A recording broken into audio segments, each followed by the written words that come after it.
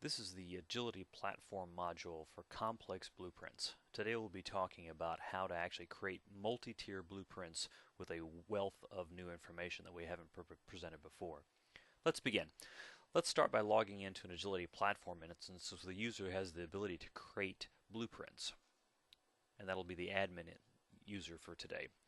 And we'll need to actually access the designer perspective.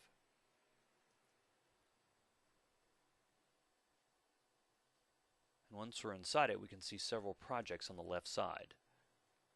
We'll choose Project Hawkwood to create our blueprint in today.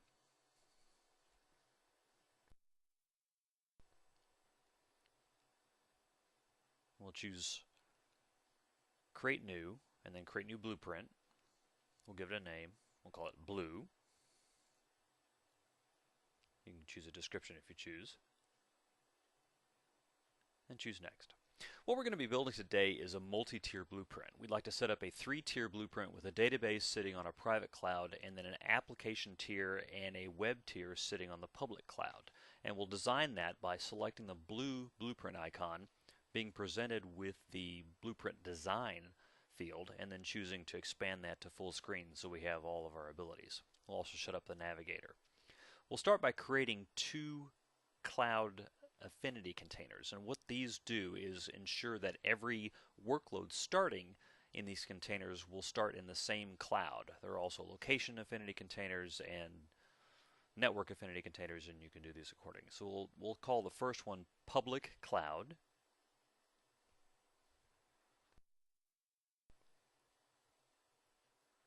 and we'll call the second one private cloud.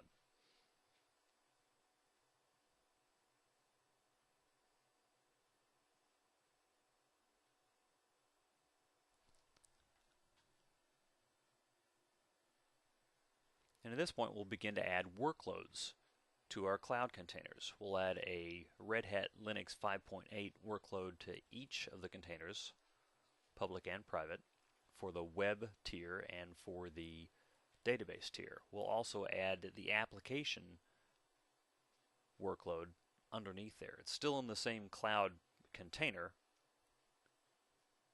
We're just going to have to shift our view so we can see everything. So we've created 2 cloud design containers and 3 workloads. The first thing we'll do is we'll edit the workload for the web server, and we'll choose that blue icon and click that to open up the Edit Workload menu. We can change the name of it. We'll change that to Web Server Front End.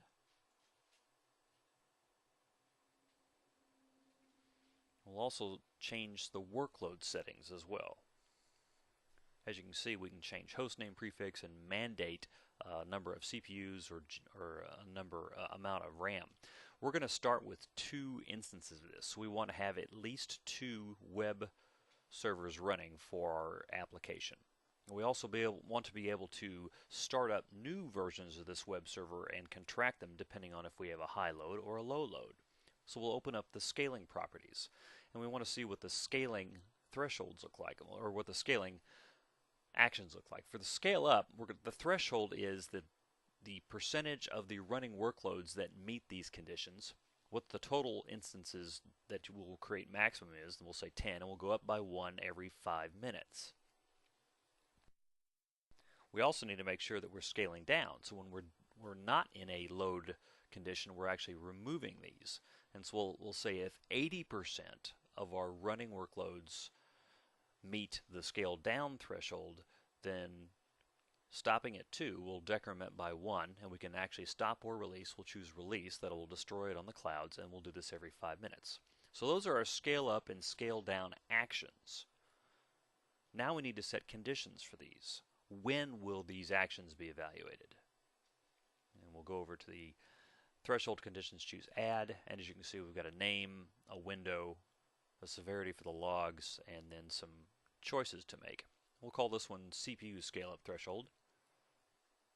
We'll change that to normal severity for the logs, change that to evaluate every 5 minutes, and you can see we can look at CPU or disk or interface or memory, and we'll choose CPU and utilization, and you can see some Boolean operators there as well.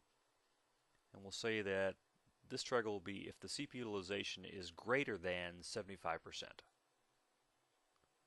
And that's our trigger over a 5-minute period. And then we get a nice metric if you can read regular expressions, average CPU greater than 75.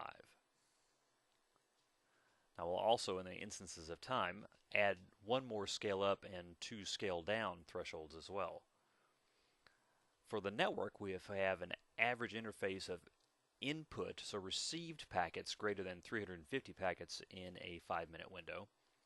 And then for the scale down thresholds, if the CPU utilization is less than 33% or if the, again, received packets are less than 150 in a 5-minute window. Now, upscaling happens when any of these conditions are met. So if either the CPU goes over 75 or the average packets goes over 350, then that is triggered. But nothing actually happens unless we also meet the scale up on over here. So at least 50% of my workloads, running workloads, must have hit that threshold, and then we start scaling up, much the same way we start scaling down as well. So it's important to set those thresholds and also the actions. We've built the containers and we've built the workloads. Now let's add packages so we can actually run software. That web server is going to need a Tomcat configuration, so it'll run the Tomcat web application. The database backend is going to need a MySQL, so we'll do that as well. And then our middleware, our application side, is going to need a Tomcat configuration, and we'll add a RabbitMQ server as well.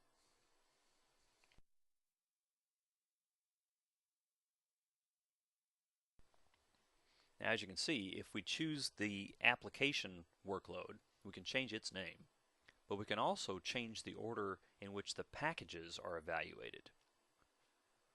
Packages can have both operational scripts and installation scripts built into them, and right now it's set to run the Tomcat configuration first and then the RabbitMQ. We can use the move up and move down buttons to change the order, but we'll leave it with Tomcat first.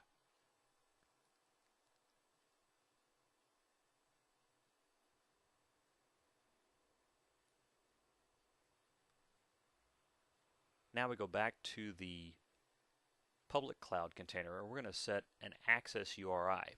Now, a store user actually consuming this will not see this blueprint and will not see this detail, but they will be able to see once their store fires up this machine, a web or a manage console and RDP URL. And that URL will actually be evaluated by doing this. We can actually say give it a blueprint name, a designer container name, workload name, an instance index, the public or private instance. So if the store user wants to manage, say, the Tomcat interface, we'll actually have to present them with this URL. And so we'll change the blueprint name to blue, the container name to public cloud, the workload name to web server front dash end,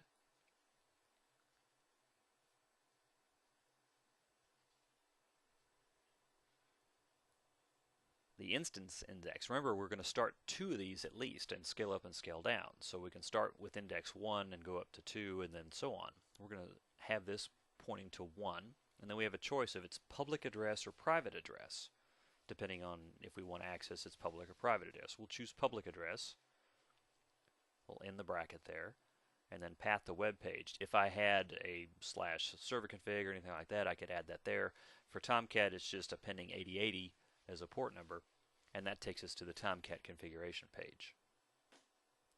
So a store user can now click on manage, and that URL will be evaluated to the IP address of that Tomcat server.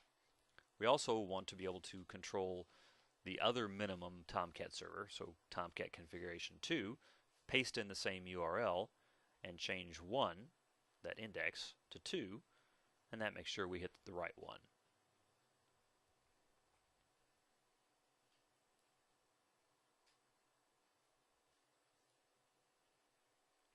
Additionally, for a cloud container, we can set firewall rules to apply to every workload that starts inside that cloud container.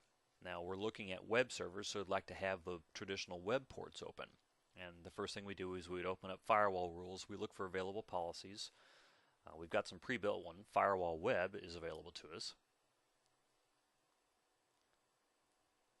And we'll select that and choose Add. And as you can see, that adds that policy that's been pre-built on those ports that are open, are 80, 443, and 8080. In much the same way, on our database server, instead of actually changing the database server itself, I could do that on the private cloud and open up 3306. So our database is open as well.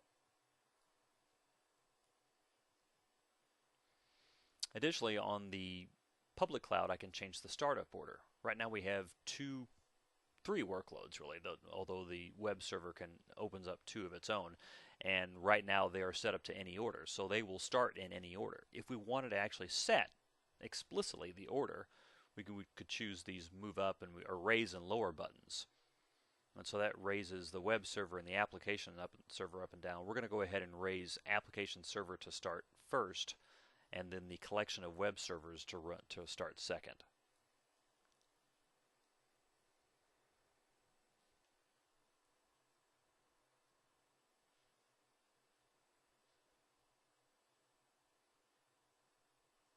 Now we're going to do, if you can see that red arrow, if we can click and drag on that, we'll pull that across to the other workload, and we're going to connect the application server workload to the database server workload. The application server is now dependent on the database server, and you can see if you hover your mouse over that, application depends on database server. What that means is that now the application server will not start until the database server has completely come up. So it's actually started, all of its attendant packages and scripts have started, and it is running and clean. And then Agility Platform will attempt to start the other set of virtual machines. And if I connect the web server to the application server in the same way, I get the same effect. The web servers will only start if the application server comes up and is clean. All of its packages are good as well. There's a secondary effect to this as well. Now this package MySQL in the database server can move any of its set variables to the application server. So if I want to pass variables back and forth, that connection lets me set a variable on the independent side and then have that reflected in the dependent side. If I want to set variables, I can also set them at the blueprint level by editing the blueprint, choosing set variables, and then I can set a global variable across all of the workloads inside the blueprint. I can do this at a cloud level or at a work level if I want to reduce the scope. Lastly, I'd like to change the DNS variable. So maybe I have a script that's running on either the app server or the web server that wants to reference the IP address of the database server. And I can set a DNS name, call it database, then capital N name, and I can have that pointing to any one of the three workloads I've defined so far. And I'll choose the last one, which is the database server.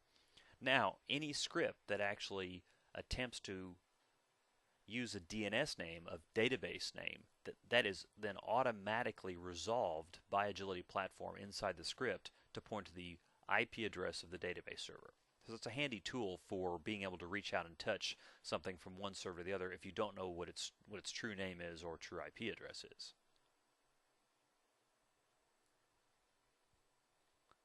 So we've connected all these things. We want to validate it before we're done. We choose validate and it looks good, and now we're ready to save. And we can change back from full screen, and we've built a complex application. And then we can log out. Thanks for watching. If you'd like to see further videos, please visit our SharePoint site at Cloud Training. If you'd like to see further training, more formal training, please visit us at our aptraining.csc.com site. And if you have questions or comments, please contact us at training@servicemesh.com.